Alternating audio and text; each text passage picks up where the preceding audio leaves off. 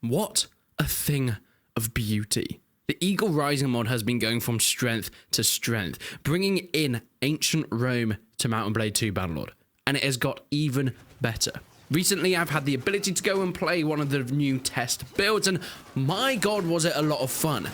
And it is probably one of the biggest mods, and the one that I at least am most excited for in the game. This is the new Carthage update. Now, of course, this is a very, very early test build. It's in an alpha state. Everything here is pretty much placeholder, at least for now. But it gives you a good idea of the armor, the weapons, and the troops that you're going to be able to play as when finally the Carthage updates come out. With the equipment values, they're all assigned based upon the visual of the actual armor. For example, the more armor it looks like they have, the more armor they're probably going to have in actual stats. Only lords, troops, and items are in currently, and the troop faces are just placeholder. They are subject to change. Item values are pretty random so far, though. Not many of the values have been assigned, but this mostly refers to the campaign map. When you're buying or selling weapons and armor, the actual price might vary because they've not been really balanced to what would be in the game. Now, whilst this is technically a Carthage update, it's not called Carthage. It's trying to be as historically accurate using what we would expect from the Punic names of the weapons and armor and things like that. When playing on the campaign map, Carthage take the place of the Aserai. They are called the Kai's Republic so far, but they have that spot that's kind of going to be represented as North Africa. Now, of course, we're still using the Karadia map, so it's going to look still like the native of Mount and Blade, but eventually, hopefully, we're going to see Europe and then maybe even the top of Africa for when Carthage is fully included in the full release of this mod later on down the line. But as mentioned, it takes the place of the Aserai. They get many of the similar abilities that the Aserai do, but that is subject to change, of course. But it's just the whole nature of these guys is so fascinating, and the amount of detail that's been put into the weapons and armor. Using such bright colors, it looks absolutely fantastic. Now, I tried to find a banner that was as close to what we can have with Carthage. It wasn't that great, but you know what? We move. So far within the mod, the whole area is almost Carthaginianized, so you can go around and recruit all their troops from the villages and such. And of course, the cities, you'll pretty much expect most of what will be in the troop trees. And that gives us a good view of what the troops you'll actually be able to get. There's a massive variation between hoplites, infantry, slingers, cavalry, all within the mod so far. Now, once again, all the names, all the weapons are subject to change, but there is a lot of variation there, and there is a lot of content, even in this early alpha phase of this update. Now, I can actually show you a little bit of a first battle that I played, joining up with another party to take out some bandits, or barbarians as they're called within this mod, and it gives you a good little look at the early stages of your game if you're playing around as Carthage. Now, I will be doing multiple live streams and maybe even a few Let's Plays with Carthage in the new update, so seeing a more in-context campaign mode might be something that I'll bring to you in the future. But it looks goddamn gorgeous, especially in the backdrop of a dusky desert at night. The sand and the dirt being kicked up by the cavalry, and of course the weaponry and the shields that are so infamous to be with that Carthage faction. Now, I did have some difficulties fighting on horseback.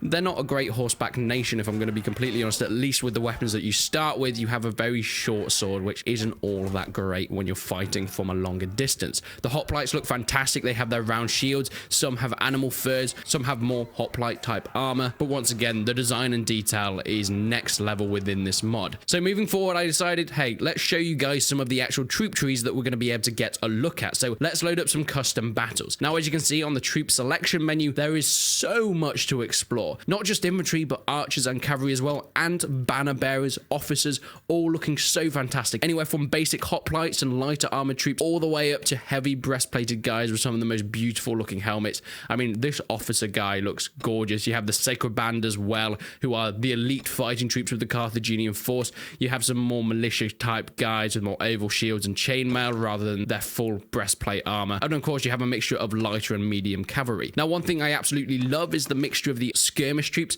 mostly focusing, however, on slingers. Slingers are a new feature of the Eagle Rising mod. We have seen them in previous updates, but seeing them come to Carthage is really cool. They do have some great animations with the cloth physics. They've been able to use use those physics that are used on things like cavalry reins and things like that, rope physics, to really see how a sling would work within the game. It doesn't look perfect just yet, but it still looks pretty cool. So let's put these guys up into a battle with each other, fighting neck and neck against some Romans. Yes, of course, we've got to slaughter some Imperial Romans. They are now, by the way, called the Imperium within this mod. When previously I played, they were just taking the place of the Empire. They now have their own fully fleshed out faction. Makes sense, because the Romans were sort of the first thing to be added into this Eagle Rising mod. The cavalry charging in, getting some good kills there, but ultimately being taken out by the stronger, more Imperial force, tighter packed fighting, and of course using them Pelham to throw off the cavalry and making sure that they fall to their death on the sandy deserts. Over the hill, though, comes the hoplites, doing their thing, slicing and dicing. They are the stronger and the better trained force. Hannibal would be proud. I can't wait to be able to replicate some stuff from the Punic Wars, the first and second Punic Wars. It will be a lot of fun, making massive battles. Of course, this is a smaller skirmish battle, but hey-ho, we can only go up from here.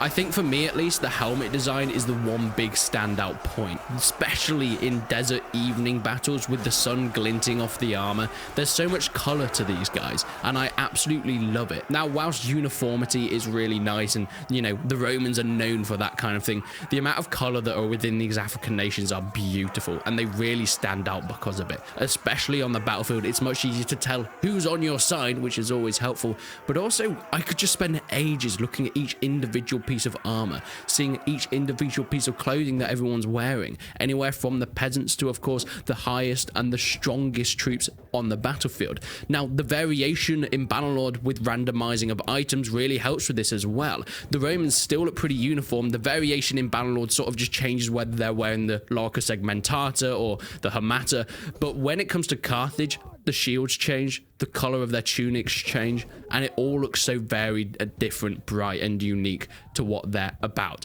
And of course, you have that very typical curved helmet design at the top that we all know and love.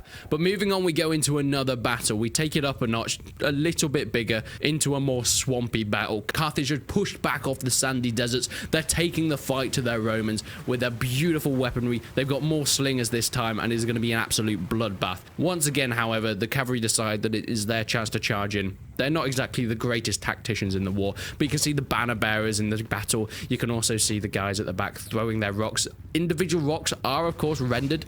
They're something that have already been in Bannerlord, but if you look closely, you can actually see the rocks have carvings on them. You can see that they have been individually made for this specifically, and not just generic rocks taken from Bannerlord themselves. That attention to detail is what really makes this modification. Speaking of attention to detail, something that I thought I would add in, just because I have been given the pleasure to be able to test this version. This is not sponsored by anyone. Of course, mods are all free, but I think, as far as I know, the guy that's been spending most of his time on this does have a Patreon that he uses, so we can put more time into making this modification.